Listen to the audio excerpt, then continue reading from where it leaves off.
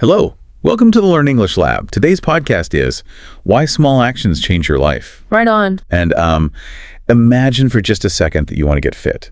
Yeah. Because society immediately tells you what you need to do, right? Yeah. You have to buy this $500 gym membership, throw out like every carbohydrate in your kitchen, and just commit to sweating intensely for an hour a day, 6 days a week. Yeah, which is terrifying for most people. Totally. Right. But what if the actual secret to losing, say, 10 kilograms is doing just 2 embarrassingly simple push-ups before your morning shower? I mean, it sounds crazy. Right. What if the secret to saving $3,000 this year isn't locking your credit cards in a safe, but just a 1-minute habit with a cheap notebook? It sounds almost like a scam when you phrase it that way, I know. Yeah. But it is, without a doubt, one of the most rigorously proven truths in human psychology. Yeah.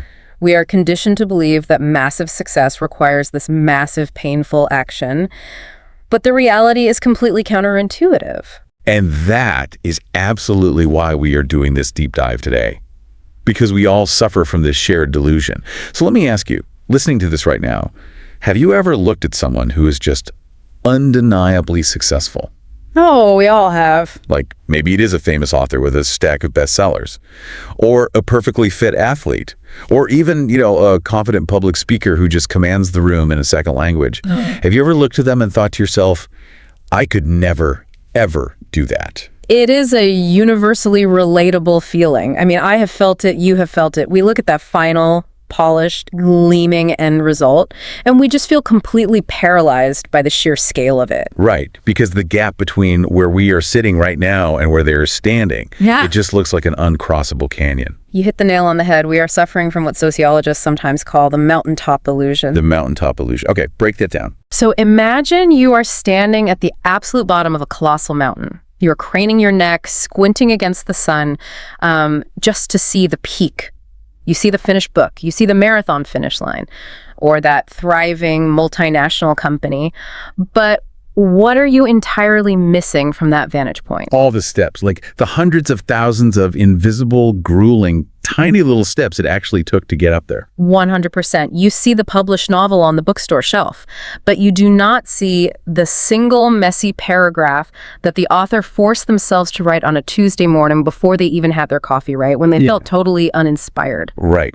We see the runner crossing that finish line, arms raised, the crowd cheering, but we completely missed the short, painful, genuinely uncomfortable 10-minute jog they started with on some freezing dark evening 3 years ago. Yeah, the jog where they had to stop and walk because their lungs were burning. Spot on.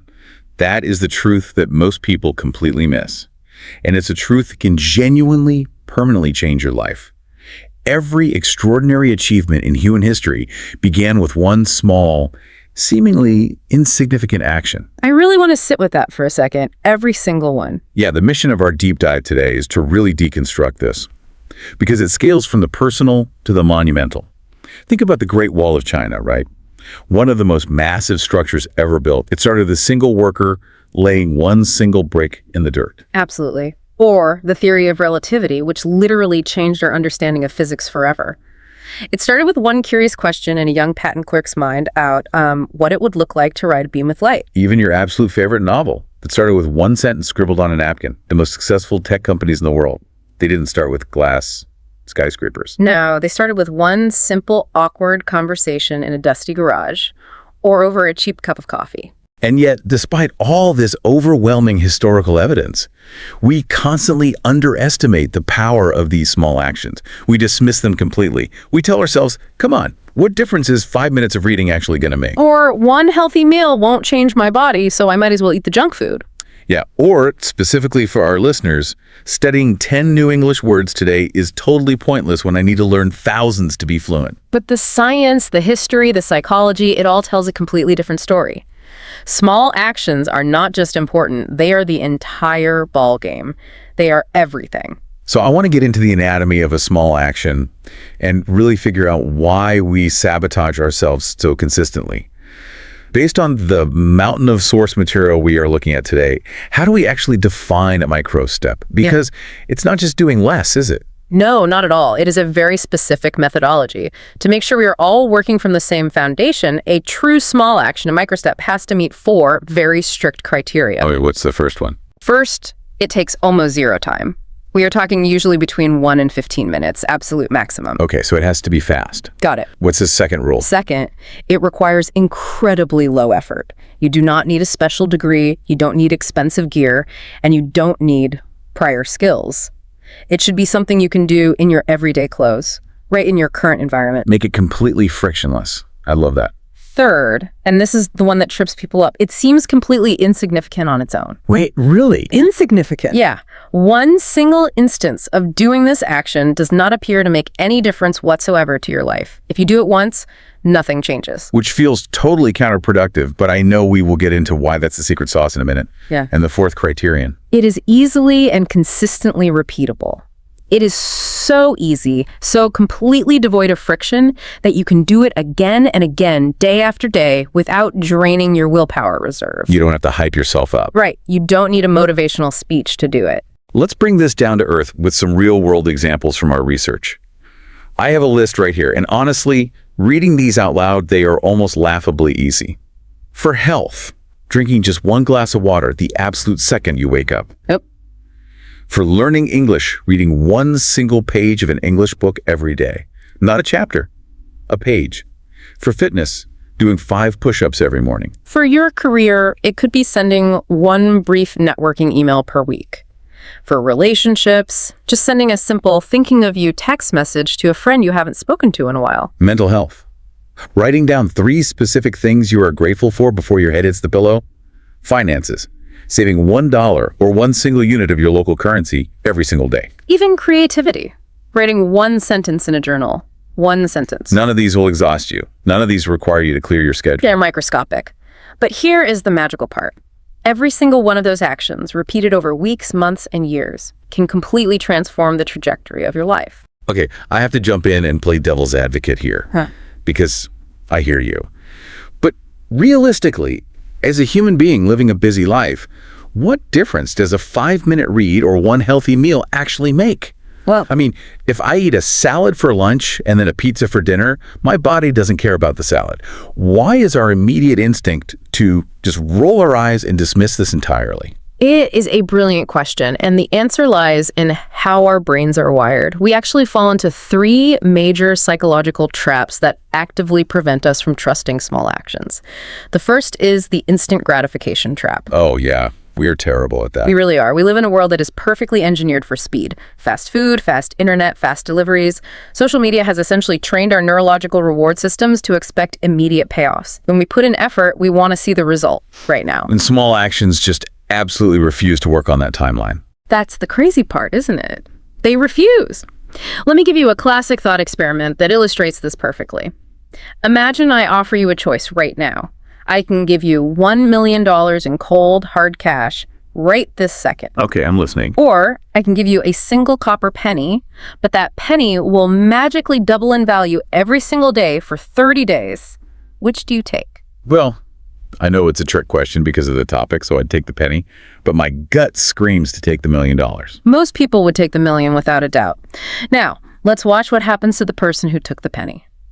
On day 1, they have 1 cent. Day 2, 2 cents. Day 3, 4 cents. Fast forward to day 10, they have exactly $5.12. Oh, wow. Meanwhile, the other guy's flying around in a private jet with his $1 million. At day 20, which is 2/3 of the way through the month, the penny has only grown to about $5,000. That is 20 days of feeling like an absolute fool. 20 days of looking at the other guy's $1 million and thinking, man, I made a terrible mistake. This isn't working. Yes. That is the invisible phase. That is where 99% of people quit their small actions because the results are invisible.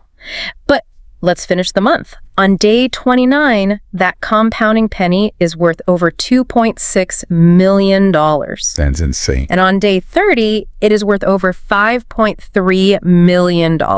It absolutely blows the $1 million out of the water. That visual is staggering. But it requires surviving that invisible phase. If you read 1 page of English today, you are not going to wake up tomorrow suddenly thinking in fluent English grammar. Right. If you do 5 push-ups this morning, you are not going to flex in the mirror this afternoon afternoon and see new muscles. The results are completely invisible in the short term. And because of that invisibility, our brains lie to us. The brain says, look, you did the push-ups, nothing changed, this isn't working. Why bother? It is a very convincing lie. That makes total sense. We quit on day 10 when we only have $5. Yeah. Okay, so that's the instant gratification trap. What is the second trap we fall into? The all or nothing mindset. Many people hold this deeply ingrained belief that for change to be meaningful, it has to be dramatic, painful, and huge. Yes, the go big or go home thing. Spot on. The thought process is, if I can't go to the gym for a full grueling hour, there is absolutely no point in exercising at all today. Or, if I can't study my English vocabulary for 2 straight hours, why would I bother opening the book for 10 minutes? I am so guilty of this. Yeah. I remember a few years ago, I decided I was going to get into meditation. I read all about the benefits and I told myself, I'm going to meditate for 35 minutes every single morning. Oh, that's a lot. It was. Day 1, I did it and it was agonizing. My mind was everywhere. Day 2, I did 30 minutes and felt really restless. Day 3, I woke up, looked at the clock, realized I only had 15 minutes before I had to leave for work. And I thought, well, 15 minutes isn't a real session. I'll just skip it. Yeah. And I never meditated again. That is the perfect textbook example. Psychologists call this all or nothing thinking, or cognitive distortion. It is one of the absolute biggest obstacles to human growth. It makes us believe that small efforts are literally worthless. Right. But the reality is the total opposite. Something is always, mathematically and psychologically, better than nothing.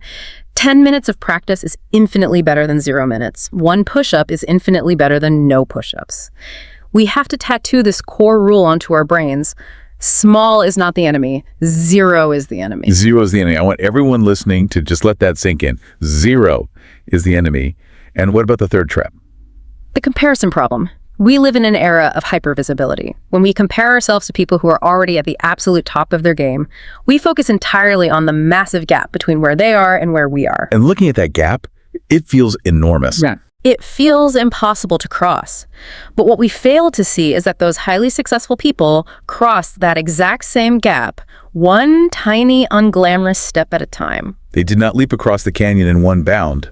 They walked slowly, consistently, day after day. We see the polyglot speaking 8 languages fluently on YouTube, and we completely forget they started with one simple, awkwardly pronounced phrase. We see the CEO of the billion-dollar company, and we forget they started by making one terrifying phone call that they almost hung up on. Comparison just steals our motivation right out of our pockets. It really does. It paralyzes us. But small actions restore our agency. They give you a safe, manageable place to put your foot down and just take the very first step. Absolutely. Okay, here's where it gets really fascinating for me. Because what we are talking about isn't just motivational fluff. It is not just someone standing on a stage telling you to believe in yourself and take small steps. Not at all. There is cold, hard, peer-reviewed science backing up the power of tiny steps in our sources today. Let's dive into the math and the brain science. Let's start with the math, which you alluded to with the penny, the compound effect. Right. The compound effect is the underlying mathematical principle that small, consistent actions accumulate over time to produce remarkable, outsized results. It works identically to compound interest in a retirement account. Break the actual numbers down for us based on the research, like from James Clear's work in Atomic Habits. Yeah, James Clear breaks it down beautifully. Imagine you figure out a way to improve yourself by just 1% every day, just 1%. Which feels like nothing. It does feel like nothing. At first, as we discussed, that improvement is totally invisible. After 1 week, you've improved by about 7%. After 1 month, maybe 35%. You might barely feel it. But here is where the math gets wild. After 1 full year, you haven't just improved by 365%. Because the gains compound on top of the previous day's gains, you have improved by over 3,700%. You are mathematically 37 times better than when you started. 37 times better in a single year from a 1% daily tweak. That is staggering. I mean, if your English vocabulary is 100 words today and you improve 1% a day, the math says the compounding knowledge transforms your fluency entirely. It really does. But the research also points out a terrifying flip side to this math, doesn't it? It does. The reverse is equally mathematically true. If you get 1% worse each day by skipping your practice, eating poorly, avoiding your exercise, letting your brain passively consume junk content, You don't just stay the same, you decline rapidly over time. Wow. Small actions in the right direction compound into extraordinary positive results, but small actions in the wrong direction compound into serious systemic problems. You are always compounding, you just have to choose which direction. That is a heavy thought. You are always compounding. Okay, so that is the math. Now let's talk about the biological wetware inside our skulls. Neuroplasticity. I am obsessed with this concept.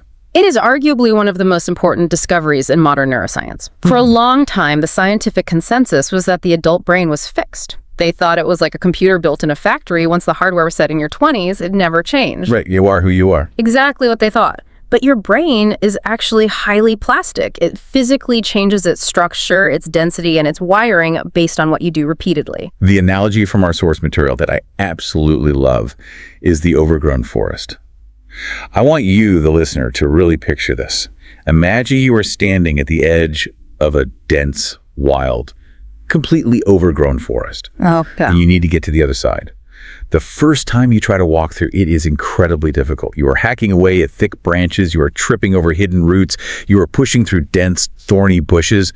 It takes a massive amount of physical and mental energy just to move 10 feet. That is a brilliant visualization of the brain's biology. That resistance you feel in the forest, that is exactly what it feels like the first time you try a new small action. When you try to form an English sentence for the first time or do a new physical exercise, your brain has no established neural pathway for that action. So it's exhausting. It is. It has to burn a lot of cognitive energy to figure it out. And the brain hates burning energy. It is essentially a lazy computer algorithm designed to conserve calories for survival. So the brain fights back. It says, this is too hard, let's stop. Spot on. But let's go back to your forest. If you force yourself to walk that exact same path the very next day, what happens? It is a tiny, microscopic bit easier. Some of the branches are already broken from yesterday. The brush is a little flattened under your boots. And if you walk that same path every single day for a month, you create a clear dirt trail. And if you walk it for a year, that trail becomes a paved road. Eventually, it becomes a multi-lane highway. It becomes so smooth and clear you could ride a bicycle down it blindfolded without even thinking about it. That is neuroplasticity in action. Right. Scientifically, we say neurons that fire together wire together. Every single time you perform a small action, your brain physically strengthens the synaptic connection between those neurons. So 10 minutes of English practice literally builds new physical cellular connections in your head. Without a doubt. It lowers the energy required to do it the next time, making the language feel more natural, more automatic. You are essentially giving physical instructions to your brain's architecture about who you are becoming. Which provides the perfect bridge into the third scientific concept from our research, the psychology of identity. Because as those pathways get stronger, something fundamental changes about how we view ourselves. This is the shift from outcome-based goals to identity-based changes. This is where the real magic happens. Most people set goals based on outcomes. Things like, I want to lose 10 kilograms, or I want to earn a promotion, or I want to pass the advanced English exam. Which sounds completely logical. I mean, why wouldn't you focus on the outcome you want? Because outcomes are distant, and they are often outside of our immediate daily control. If you step on the scale and haven't lost weight, the outcome goal makes you feel like a failure.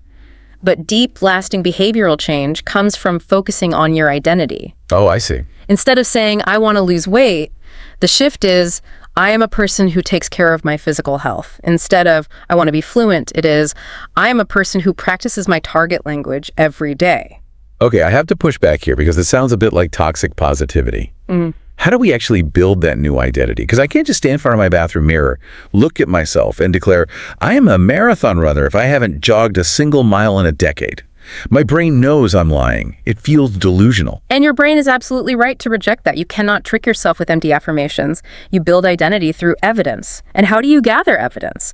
Through small, repeated actions. Think of every single small action you take as a vote. A vote, like in an election. Just like an election. Every time you choose to read one page of an English book, you cast a vote for the identity of someone who is a lifelong learner. Every time you choose to drink a glass of water instead of soda, you cast a single vote for someone who respects their body. Oh, it's good. Every time you sit down to write just one sentence in a journal, you are casting a vote for someone who is a writer. That is a phenomenal way to frame it. So you don't need a unanimous vote, right? You don't have to be perfect. You don't have to vote perfectly 365 days a year. Not at all. In any election, you just need the majority of the votes to win. If you practice your small habit 5 days out of 7, the majority of your votes are cast for your new identity. Right. Your brain looks at the physical evidence, the trail in the forest you keep walking, and says, oh, I guess we are a learner now. I guess we are an athlete now. Small actions make winning that internal majority incredibly achievable. This is clicking for me now.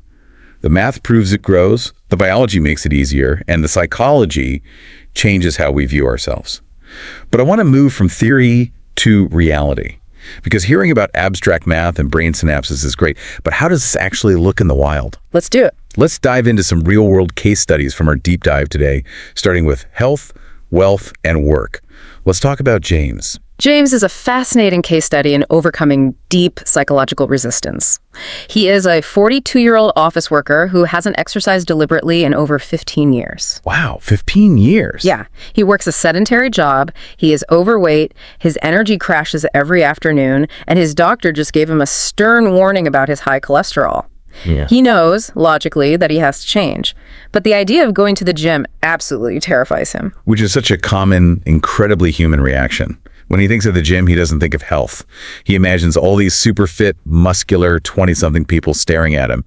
He imagines these complicated, intimidating steel machines he doesn't know how to adjust. Exactly. He just foresees pain, physical exhaustion, embarrassment, and ultimate failure. So, completely paralyzed by that fear, he does what most of us do. He does nothing. Until a friend intervenes and suggests a totally different approach. The friend tells him, forget the gym, cancel the idea of the gym, just do 2 push-ups before your morning shower. And James's immediate reaction is to laugh, because it sounds ridiculous. 2 push-ups, it won't even raise his heart rate. What is that possibly going to do for his high cholesterol? Right, he's trapped in the instant gratification mindset. Spot on. But the friend challenges him to try it for just 1 single week. So James agrees, mostly to prove the friend wrong. Monday morning, he wakes up, walks to the bathroom, gets down on the floor, and does 2 push-ups. Okay. It takes him maybe 10 or 12 seconds. He stands up. He feels a little bit foolish, but also, crucially, he feels a tiny, undeniable spark of pride. He did something. He cast a vote. Absolutely. Tuesday morning, he does 2 again. Wednesday, he gets down on the floor and decides to do 3. Not because anyone forced him, not because it was on a rigid schedule, but because it felt easy and he just wanted to. By Friday, he is doing 5 push-ups. Let's analyze the mechanics here. This isn't really about the physical exertion of the push-ups themselves, is it? 2 push-ups aren't building significant muscle mass. No, it is about hacking the psychological habit loop. Every habit consists of 3 components: a trigger, a routine, and a reward. Okay, what are they for James? For James, the trigger is waking up and walking into the bathroom for his shower. That happens every day automatically. The routine is the incredibly low friction action, the push-ups. The reward is that small, potent burst of pride, that dopamine hit of keeping a promise to himself. And by establishing this loop, James is quietly building a new neural pathway. He's becoming a person who exercises in the morning. Right on the mark. And the escalation that follows is amazing. It's totally organic. After a month, because 5 push-ups became too easy, he's doing 15 push-ups and he added a 5-minute walk around his block. Wow. After 3 months, it's 30 push-ups, a 20-minute brisk walk, and some bodyweight squats. And after 6 months, this is the guy who was utterly terrified of the gym, remember? Right, he hated the idea. He is now voluntarily going to the gym 3 times a week. Because his identity shifted completely. The forest path was cleared. He no longer sees the gym as a place of judgment. He sees it as a place where people like him go. He wants to go.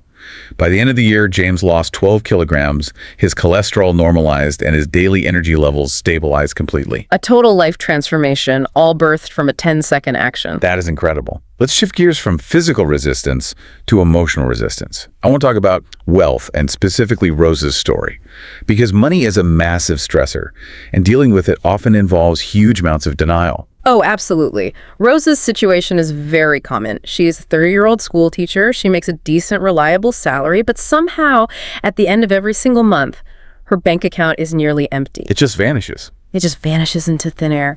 Because of this, she lives with a constant low-level baseline of anxiety about emergencies. What if the car needs a repair? What if she has a sudden medical bill?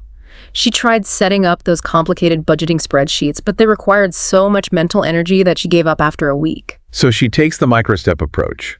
Her embarrassingly small action is writing down her 3 largest daily expenses in a cheap notebook every single night before bed. Yep, just 3 things. Not a massive budget tracking system, just coffee, $4, lunch out, $12, online purchase, $25. It takes her less than 60 seconds. But hold on, I have to play the skeptic again. You're losing me here. Okay, why? She didn't cut up her credit cards. She didn't put a strict limit on her spending. How does literally just scribbling ink on a piece of paper magically save money? Because it leverages the psychological power of awareness to create what we call organic change. For the first 2 weeks, Rosa didn't change her spending habits at all. She still bought the coffee, still bought the lunch, she just recorded it. Right. But that 1-minute daily habit acted like a spotlight in a dark room. It brought incredible, unavoidable awareness. She started noticing undeniable patterns. She realized, I spend $4 on a premium coffee every single working day. Let's do the math on that. $4 a day. That is roughly $120 a month. That is $4,440 a year. Just on the morning coffee run, when you multiply a small, invisible daily expense by 365, it is a brutal wake-up call. It is, and because of that sudden awareness, she didn't have to rely on strict rules or painful willpower to stop buying it. Her choices naturally, organically shifted. The desire for the coffee was outweighed by the pain of writing it down. That's fascinating. She started making coffee at home 3 days a week. She started packing a lunch on Mondays and Tuesdays. She didn't forbid herself from spending, she just became conscious of it. And the result of this organic shift. After 3 months, she was saving an extra $250 a month. And she didn't even feel deprived because she chose to do it. After 6 months, she had built a $1,500 emergency fund. The next time her car had a mechanical issue, she paid for it in cash without having a panic attack. In 1 year, she saved $3,000, all from a 60-second nightly notebook habit. Let's look at one more transformation in this category, work and career visibility. Let's discuss Anika's story because it highlights how small actions overcome imposter syndrome. Anika is a 35-year-old software developer. She is incredibly talented, she does great work, but she feels completely stuck in her career. She watches her more introverted colleagues get the promotions, get chosen for the exciting new projects, and she feels invisible. Right. But she tells herself a story. I'm just not charismatic. I'm not a natural networker. I can't build a personal brand. That is a very limiting identity. So instead of trying to become an extrovert overnight, she implements 3 seemingly trivial small actions that require almost zero courage. And what are they? First, she decides to send 1 single LinkedIn message a week to a colleague or an acquaintance in the industry, just congratulating them on a milestone or asking a quick question about their work. That takes 5 minutes a week. Super easy. Second, she commits to reading 1 technical article a day on her lunch break. That takes 10 minutes. Third, she shares 1 single insight from what she read on her company's internal team chat every Friday morning. That takes 5 minutes. Trivial actions. She isn't giving keynote speeches. She isn't hosting networking dinners. But the compounding effect of these actions over time is massive. After 2 months, those 8 simple LinkedIn messages led to 3 warm, unexpected responses and an invitation for a virtual coffee. Exactly. Those 60 technical articles gave her a much broader, cutting-edge view of industry trends that her heads-down colleagues missed. And those Friday insights on the chat. Her team lead started noticing them and publicly complimented her strategic thinking. Within 6 months, Anika organically became the go-to person on her team for certain complex technical topics. If someone had a question, they went to Anika. Not because she suddenly became a completely different genius-level person, but because she had been consistently, quietly reading and sharing for months. And it paid off. It did. She got nominated for a high-visibility project, and by the end of the year, she earned a substantial promotion. Her manager specifically praised her incredible growth and leadership initiative. But the secret we know, that her manager doesn't, is that it wasn't a sudden burst of incredible growth. It was incredibly small actions done with relentless consistency. You've captured the essence of it perfectly. Okay, we've seen how this works for fitness, money, and career. But I want to pivot to areas of life that are much harder to measure. You can measure a bank account, you can measure pounds lost, but can small actions fix a deteriorating marriage? Can they cure a foggy, anxious mind? Can they help someone finally master a language? Yes, to all of the above. Let's look at transformations in language, love, and the mind. Starting with Sophia. And I really want our English learning audience to lean in here. Sophia's story is the classic archetype of the frustrated language learner. She is a 28-year-old marketing professional from Brazil. She knows that mastering English will unlock huge career opportunities for her. And she has been trying to learn for years. I think we've all been there. She has bought the expensive courses, downloaded every app, bought thick grammar workbooks, signed up for online academies. But every single time, she quits after a month. Because her goals were completely, wildly massive. She would tell herself, I'm going to study grammar for 2 hours every day after work. I'm going to memorize 50 new vocabulary words a week, and I'm going to watch 3 movies in English without subtitles. Right. I mean, they're admirable goals, but they are totally unsustainable if you have a demanding full-time job, a family, and a need for sleep. She inevitably burned out. It's the all-or-nothing trap again. Spot on. So she completely abandoned the grand plans. She swapped out the 2-hour grueling sessions for a 4-minute daily routine. She broke it down into micro steps. Walk us through those 4 minutes. Step 1, read 1 paragraph of an English news article while drinking her morning coffee. That took 2 minutes. Step 2, identify 1 new word from that paragraph and write it in a sentence. 1 minute. Okay. Step 3, listen to 1 English podcast on her commute to work. This took 0 extra time since she was already driving. And step 4, write 1 single sentence in English in her journal before going to sleep. 1 minute. 4 dedicated minutes a day. It feels absurd to even call that studying. But look at the sheer undeniable volume of progress over a year. 365 paragraphs read. That is the equivalent of reading several long, complex articles. Without a doubt. 365 new vocabulary words used in context. 365 podcast episodes absorbed, tuning her ear to the natural rhythm and pronunciation of the language. She built those dense neural pathways without ever experiencing the friction of burnout. And her colleagues started noticing her improved emails. She actually got promoted to a client-facing role that required English communication. It is the perfect, stark contrast between an unsustainable big plan that leads to 0 and a sustainable small practice that leads to mastery. Now let's talk about love and relationships. David and Elena's story. I think a lot of long-term couples listening to this will relate intimately to this dynamic. Oh, definitely. So David and Elena have been married for 9 years. They have 2 young kids. They both work demanding full-time jobs. They absolutely love each other, but the romantic spark is slowly fading. By the end of the day, they are just physically and emotionally exhausted. Every conversation they have has devolved into pure, dry logistics. Did you pay the electric bill? The kids need new shoes for school. What are we doing for dinner? Who is picking up the dry cleaning? They feel like 2 business partners running a chaotic household, not romantic partners. And the idea of fixing it feels overwhelming. Couples therapy feels like this huge, dramatic, expensive step that they don't have the time or energy for. It feels like admitting defeat. So Elena decides to take matters into her own hands with 3 tiny actions that total less than 3 minutes a day. What does she do? First, she commits to sending 1 appreciative text message per day. Not a text about logistics, but about him. Something simple like, I'm really grateful you're in my life, or I was just remembering that trip we took to the coast. That takes 30 seconds. Nice. Second, she decides to ask 1 meaningful question each evening. Not the generic, robotic, how was your day, which inevitably just gets a 1-word answer like, fine, but something slightly deeper. What was the best moment of your day today? Or what was the most frustrating part of that meeting you had? That takes 2 minutes of focused listening. And the third one is absolutely my favorite because of the biological impact. 1 intentional 10-second hug before they leave for work. Not a quick distracted pat on the back while holding car keys and a travel coffee mug. A real chest-to-chest 10-second hug. The psychology of what happens next is beautiful. At first, David is confused. He even asks her, what's gotten into you? But he genuinely appreciates it. And here is the key dynamic of human relationships: reciprocity. Right, mirroring. Exactly. When Elena consistently inputs positive, small actions, David begins to unconsciously reciprocate. He starts sending appreciative texts back during his lunch break. He starts asking her meaningful questions while they cook dinner. The 10-second hug, which felt forced on day 1, becomes a cherished, grounding morning ritual for both of them. By month 3, David openly admits he feels closer to her and more seen than he has in years. And by 6 months, they are hiring a babysitter and going on a genuine date night.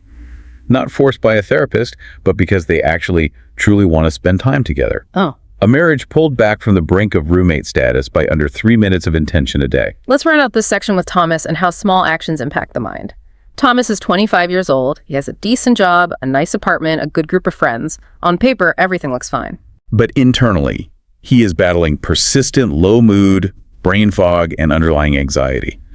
The negative self-talk is incredibly loud. I'm not good enough. I'm falling behind. Things won't get better. And he's very resistant to therapy or medication. He tells himself he just needs to toughen up and push through it, but that mental fog makes every day feel like walking through mud. So he agrees to try a 90-second nightly gratitude practice. Okay, gratitude journaling. Yeah, he gets a notepad and commits to writing down 3 things he is grateful for. But there is a very strict rule for this micro step. They have to be hyper-specific things from that exact day, not generic overarching statements like, I love my family, or I'm glad I have a job. Right. It has to be granular. It has to be, I'm grateful for the feeling of the warm sunlight on my face during my walk to the train, or I'm grateful for the perfectly seasoned pasta I made for dinner, or I'm grateful my coworker made me laugh today. At first, Thomas finds this incredibly difficult. His anxious brain strongly resists. He sits there staring at the blank page, feeling like it is cheesy and pointless. But then, by the second week, something subtle but profound shifts. What is actually happening in his neural pathways? Because Thomas knows he has a homework assignment to write down 3 specific good things at 10 p.m., his brain's reticular activating system starts actively scanning his environment for good things during the day because he needs material for his list. Oh, it's so clever. He starts noticing small, beautiful pleasures he previously ignored entirely: the smell of rain, a kind interaction with the barista, the comfort of his couch. This completely shifts his daily perspective from a negative bias to a positive bias. The fog literally gets lighter. Because he's focusing on positive inputs, his nervous system calms down. He starts sleeping better. And by month 3, this tiny gratitude habit acts as a gateway. He naturally starts meditating for 2 minutes in the morning. He starts going for evening walks to clear his head. The one small action opened the door to a whole cascade of betterment. Which brings us perfectly to the underlying architecture of momentum. Why do these isolated habits inevitably spread to completely unrelated areas of life? We call this the domino effect. Yes. I have been marveling at the cascading effects in all these case studies. How does reading one English paragraph lead to a job promotion? How does writing down expenses lead to less anxiety overall? The domino effect works because confidence is completely 100% transferable. When Sophia proved to herself that she could be disciplined and consistent with her 4-minute English practice, she gained a new level of self-trust. That makes sense. That new confidence made her feel bolder, which led her to speak up more in team meetings. Speaking up showcased her expertise, which led to new opportunities and a promotion, which led to higher income. The higher income reduced her financial stress, and less stress improved her personal relationships. Success breeds success. Momentum builds momentum. You knock over one tiny 1-inch domino and it knocks over a 2-inch domino, and soon you're knocking over boulders. That is the exact mechanism, and there is a broader organizational application of this called the aggregation of marginal gains. The most famous, rigorously documented example of this is the story of Dave Brailsford and the British cycling team. Oh, this story is legendary in sports psychology. Set the scene for us, because the transformation is unbelievable. In 2003, Dave Brailsford was hired as the performance director of British cycling. At the time, the team was an absolute laughingstock. They were mediocre at best. They hadn't won a Tour de France in 110 years. Wow, 110 years. In fact, one of the top bike manufacturers in Europe refused to sell bikes to the team because they thought it would hurt their brand if the British rode their gear. No one expected them to ever be champions. But Brailsford introduced this relentless philosophy of aggregating marginal gains. Okay. His theory was that if you break down everything you can think of that goes into riding a bicycle and improve every single small aspect by just 1%, the combined improvements would add up to monumental, unbeatable results. And the 1% tweaks they made are fascinating because they go so far beyond just training harder. Everyone trains hard. Brailsford looked at the microscopic details. They redesigned the bike seats to be slightly more aerodynamic and comfortable. They rubbed alcohol on the tires for slightly better grip. They tested dozens of massage gels to find the exact chemical composition that helped muscles recover the fastest. They went much further than the bikes. They hired a surgeon to come in and teach the elite riders the absolute best way to wash their hands to avoid catching a cold during a major tournament. Wait, really? A surgeon for hand washing? Yes. They tested fabrics in wind tunnels. They found the absolute ideal pillow and mattress for each specific rider's optimal sleep, and they brought those exact pillows to every hotel they traveled to. They even painted the inside of the team's transport truck completely white. I remember reading this and thinking it's crazy. Why paint a truck floor white? Because it allowed them to easily spot tiny, almost invisible dust particles that might get into the finely tuned bike mechanics and degrade performance by a fraction of a percent. Now let's pause and analyze that. Painting a truck floor white doesn't make a cyclist pedal faster. Not physiologically, no, but psychologically it creates a culture of absolute excellence. It signals to the team that every single detail matters. When you combine the white truck, the pillows, the hand washing, the massage gels, and the aerodynamics, you get a compounding effect that is unstoppable. And the results speak for themselves. Within 5 years of Brailsford taking over, British cyclists completely dominated the road and track cycling events at the 2008 Olympics in Beijing, winning an astounding 60% of the gold medals available. And within 10 years, they won the Tour de France not once, but multiple times with different riders. They became the most successful cycling team in the history of the sport. They didn't look for one massive magical breakthrough. They stacked dozens of tiny, well-chosen improvements that compounded. This story completely dismantles the societal obsession we have with the big break. We love the myth of the overnight success. We love the narrative of the genius who wakes up and changes the world. We see the author whose debut book goes viral and hits the bestseller list, or the tech startup that explodes into a unicorn overnight, or the singer who gets discovered on YouTube and wins a Grammy. But that is the iceberg illusion. When you actually peel back the layers and look behind those flashy headlines, you almost always find years, sometimes decades, of unglamorous, consistent, microscopic action. The viral author. She had been waking up at 5 a.m. and writing a blog post every single week for 3 years before anyone noticed her. Thousands of hours of practice to refine her voice. The exploding startup founder. He failed at 2 previous embarrassing businesses, spent 5 years aggressively networking in obscurity, and read hundreds of boring strategy books. The YouTube singer. She posted 200 videos filmed in her bedroom before the algorithm finally picked one up. She took small gigs at local cafes for zero money for a decade.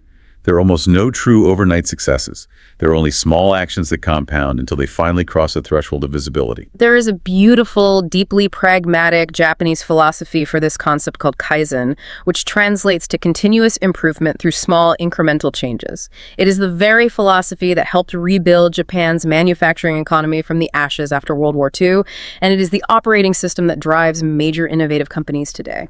And there is one more huge practical benefit to this approach that we haven't discussed yet. Protection from failure.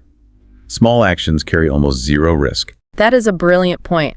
If you commit to doing 1 push-up a day and you fail, what have you actually lost? 10 seconds of your life. You haven't ruined your body. You haven't lost money. There is no dramatic, life-altering downside to failing a micro step. Absolutely. But compare that to the grand, sweeping plans we usually make when we are motivated on January 1st. Signing up for a non-refundable, year-long gym membership that you never use.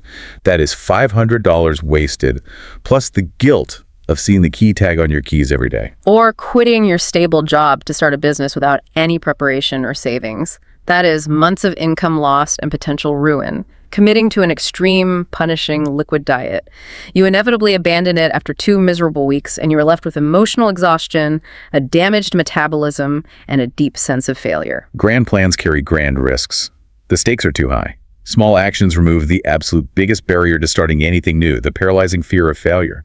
Because the risk is so incredibly low, your brain doesn't trigger its alarm systems. You are much more likely to actually just start. Okay, we have covered the philosophy, the deep science, the compelling math, and the real-world proof. Let's shift entirely to practical application. The listener is sitting there right now, commuting or doing dishes, thinking, I am convinced, I am in. But how do I actually start this today without messing it up? Our research outlines a very clear 6-step blueprint to guide you. Step 1, choose one area. This is critical, and it's where I usually mess up. Do not try to change your entire life all at once. That is the classic New Year's resolution trap. Pick just one single area that matters the absolute most to you right now. It could be advancing your English, getting your personal finances in order, improving your cardiovascular health, or nurturing a specific relationship. Pick one. Let the domino effect take care of the rest later. Step 2, formulate the embarrassingly small action. I really love this phrasing. If you tell a friend what your daily goal is and you don't feel a little bit silly saying it out loud, your goal is too big. Right. If you think, come on, that's too easy, that won't do anything, then it is the exact right size. Do not say, I will study English grammar for an hour. Say, I will read one single sentence. Do not say, I will write a novel. Say, I will open a Google Doc and write 10 words. The goal at the very beginning is not achievement. It is not excellence. It is purely consistency. You are just trying to show up and cast that daily vote for your new identity. Step 3 is habit stacking. This answers the question, how do we make sure we don't just forget to do our embarrassingly small action when life gets busy? You attach it to something you already do every single day without fail. You piggyback on an established neural pathway. The formula is, after I do my existing habit, I'll do my new small action. Give us some practical examples of how that sounds. So after I pour my first cup of morning coffee, I will read one page of an English book. The coffee is the trigger. Or after I brush my teeth at night, I will write 3 specific things I'm grateful for in my notebook. The toothbrush is the trigger. Or after I park my car in the driveway after work, I will do a 2-minute walk around the block before going inside. By linking the new, fragile action to a strong existing habit, you create an automatic built-in trigger. You do not have to rely on motivation, which is incredibly fickle and depends on your mood. And you do not have to rely on memory, which is faulty. The existing habit reminds you automatically. Step 4. Track consistency using Jerry Seinfeld's chain. This is crucial. Do not measure results yet. Don't step on the scale. Don't check your bank balance. Don't take an English fluency test. Just track whether you executed the action. The legendary comedian Jerry Seinfeld famously used the don't break the chain method to ensure he wrote new jokes daily. He would get a massive physical wall calendar. He would put a big, thick red X on every single day he completed his small action of writing. After a week, you have a visual chain of X's. Your only job in the entire world is to not break that visual streak. Don't worry if the joke is funny. Don't worry if the English sentence is grammatically perfect. Just get the X. After 30 days, looking at that unbroken chain, you will feel genuine, identity-shifting pride. Step 5 is the 2-minute rule for increasing. Once your small action feels completely effortless, once the forest path is a paved road, you can grow it, but you must do it slowly. Very slowly. Only increase your action by an amount that adds a maximum of 2 minutes to your routine. If you did 1 push-up for 2 weeks, go to 3 push-ups. Do not jump to 20. If you read 1 English sentence for 2 weeks, go to 1 paragraph. The growth should be so incredibly gradual that your lazy brain barely even notices the extra effort. And finally, step 6, never miss twice. This is such a deeply empathetic, realistic rule because life happens. You are a human being, not a robot. You will inevitably miss a day. Maybe you get sick. Maybe a project at work runs late. Maybe you just completely forget. Missing 1 single day does not erase your compounding progress, and it does not destroy your neural pathways. But the critical, non-negotiable rule is never missing twice in a row. I love that. Missing once is an accident. It's a blip. Missing twice is the birth of a new bad habit. It is the start of a new chain in the wrong direction. If you miss Monday, you have to do whatever it takes to show up on Tuesday, even if it is just a microscopic 10-second version of your action. The saying goes, a stumble is not a fall. You just keep walking. Now, keeping our specific audience of language learners in mind, our research provides a section dedicated entirely to the English Learner's Toolkit. We have a menu of 10 highly effective microactions, all taking under 5 minutes each, that you can start using the second this deep dive ends. Let's run through these quickly because they are gold. Number 1, learn and use 1 new vocabulary word in a sentence, just 1. Number 2, read 1 short paragraph of news and look up only the unknown words. Number 3, listen to 5 minutes of an English podcast. And the key here is just focus on the rhythm and flow of the speaker. Do not stress about perfect comprehension. Number 4, write 1 specific personal sentence about your day in a journal. Number 5, think or narrate internally in English for 2 minutes. This is brilliant. While you are making breakfast, just think to yourself, I am opening the fridge, the water is boiling, I am pouring the coffee. You are training your brain to think in the language, not just translate it. That's a great one. Number 6, repeat a tongue twister 3 times to practice physical mouth fluency, like the classic, she sells seashells by the seashore. Okay, let me try that fast. She sells seashells by the seashore. She sells seashells by the seashore. See, even native speakers trip up on the physical mechanics. It's great practice. Number 7, watch 1 short YouTube video or reel with English subtitles on. Number 8, record yourself speaking on your phone for 30 seconds and listen back to notice your own pronunciation. It's uncomfortable, but highly effective. Number 9, translate 1 interesting sentence from your native language into English. And number 10, teach someone 1 phrase you just learned, or just write an explanation on a piece of paper as if you were teaching it to an imaginary student. the act of teaching requires a deeper level of mastery. And as we are deeply immersed in discussing English learning, our source material highlighted several key idioms that we have naturally woven throughout this very conversation. It is worth pausing to ensure these really sink in for our listeners, as understanding them adds great nuance to your fluency. Oh, that's one of them right there. Sink in, which means to be fully absorbed, understood, or realized. Like, let the reality of the math sink in. Spot on. We also talked earlier about being on the same page, which means having a shared understanding of a situation or the rules before moving forward. We mentioned James's energy going through the roof after he started exercising, which is a great idiom for something increasing rapidly to an extremely high level. We talked about David asking Elena, "What's gotten into you?" when she started hugging him. That is a very natural conversational way of asking why someone is suddenly acting so differently than usual. We mentioned that Anika became the go-to person at her tech company, meaning she became the most reliable, best person to ask for help on a specific topic. We noted that Thomas stumbled upon his morning walks after his gratitude practice, meaning he found the habit almost by accident. We noted that success breeds success, meaning it naturally produces or leads to more of it. And finally, Jerry Seinfeld's famous rule to not break the chain, meaning to interrupt a continuous streak of consistency. We have covered an immense amount of ground today, from the overgrown forests of our neuroplastic brains to the compounding math of a penny to the white floors of a cycling truck. To summarize our core thesis for you today, you do not need exhausting, painful, completely unsustainable overhauls to change the trajectory of your life. You do not need grand, risky plans. What you need are microscopic, embarrassingly small, consistent steps that eventually run on autopilot and compound massively over time. The architect of your future is not swinging a massive, dramatic wrecking ball. The true architect is using a tiny trowel, quietly laying one single brick every single day. I want to leave the listener with a piece of profound, enduring wisdom from Dr. Martin Luther King Jr. You don't have to see the whole staircase, you just have to take the first step. That is a beautiful thought to end on. But it brings me to a final, slightly provocative idea that I want you to chew on as we wrap this up. We talked deeply about the psychology of identity, how every small action you take is a positive vote for the person you want to become. But consider the inverse of that. What are your small inactions doing? If you skip that 1 minute of English practice, or you intentionally skip that one simple push-up, are you casting a silent, invisible vote for the exact person you don't want to be? You are always voting, every single day, with every action and inaction, whether you realize it or not. The polls never close in your mind. So the only question left is, how will you vote today? Thank you so much for joining us on this deep dive. Please like, share, and subscribe to this YouTube channel.